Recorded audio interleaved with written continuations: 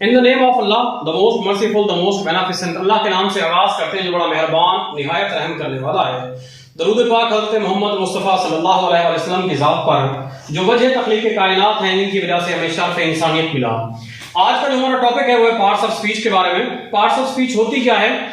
कोई भी जब हम जुमला बोलते हैं, कोई भी सेंटेंस जब हम इंग्लिश के अंदर बोलते हैं तो इंग्लिश के सेंटेंस के अंदर डिफरेंट वर्ड्स होते हैं। हर वर्ड का अपना अपना एक रोल होता है उस सेंटेंस के अंदर। ये जो रोल होता है, इसी रोल को हम पार्ट्स ऑफ स्पीच कहते हैं। ये रोल मुख्तलिफ किस्म का हो सकता है। बाद औक़ात एज अ नाउन के तौर पे हो सकता है, बाद औक़ात एज अ प्रोनाउन के तौर पे हो सकता है, बाद औक़ात एज अ वर्ब के तौर पे हो सकता है। आइए इसमें हम चेक करते हैं, देखते हैं कि नाउन के तौर पे अगर वर्ड का इस्तेमाल है तो कैसे है, वर्ब के तौर पे अगर वर्ड का इस्तेमाल है तो कैसे है। सिंपली पहले हमारे पास नाउन है। Noun is the name of any person, any place, any idea, anything और एनी स्टेट। किसी भी शख्स का, जगह का, किसी यानी चीज का अगर कोई नाम दिया गया है तो उसको हम कहते हैं नाउन है। फॉर एग्जांपल असलम आया हुआ है, लाहौर आया हुआ है, स्कूल आया हुआ है या घर आया हुआ है, तो ये नाउन के तौर पे इस्तेमाल होते हैं। नाउन के तौर पे दूसरा, नाउन के बाद एक और वर्ड है जिसे हम प्रोनाउन कहते हैं। प्रोनाउन का मतलब ये होता है कि एक ऐसा लफ्ज होता है जो नाम की जगह इस्तेमाल होता है। जैसे फॉर एग्जांपल मैं बोल रहा हूं तो मैं अपने आप को आई कहूंगा।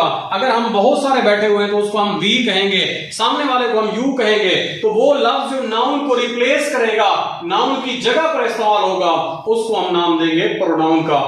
आई, we, you, he, she, it, they वगैरह। नंबर थर्ड पे आ जाती है वर्ब। वर्ब एक ऐसा वर्ड है जो लातीनी जुबान वर्बम से निकला है। वर्बम का मतलब होता है बहुत ही इंपॉर्टेंट, बहुत ही इंपॉर्टेंट। जुमले के अंदर वर्ब जो होता है बहुत ही इंपॉर्टेंट होता है, बिकॉज विदाउट वर्ब जुमला कंप्लीट हो ही नहीं सकता।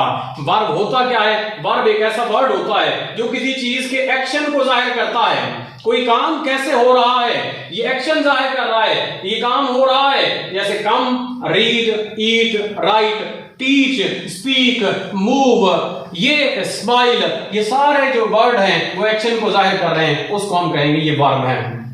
नेक्स्ट हमारे पास आ जाता है एडजेक्टिव। एडजेक्टिव कैसा वर्ड होता है जो नाउन को डिस्क्राइब करता है। डिस्क्राइबर ऑफ अ नाउन, नाउन का डिस्क्राइब करने वाला कह सकते हैं। ये नाउन की खसूसियत बयान करता है, किसी चीज की खसूसियत बयान करता है। गुड है, बैड है, लॉन्ग है, रेड है, शॉर्ट है। तो ये जो खसूसियत बयान करने वाला वर्ड होता है इसको हम नाम देते हैं एडजेक्टिव का। एडजेक्टिव का नाम देते हैं एडवर्ब। एडवर्ब एक ऐसा वर्ड होता है जो किसी काम करने के अंदाज को जाहिर करता है, किसी चीज को मजीद क्वालिफाई करता है, वर्ब के एक्शन को मजीद क्वालिफाई करता है। एक्चुअली एडवर्ब जो होता है वो तीन चीजों की वजाहत करता है।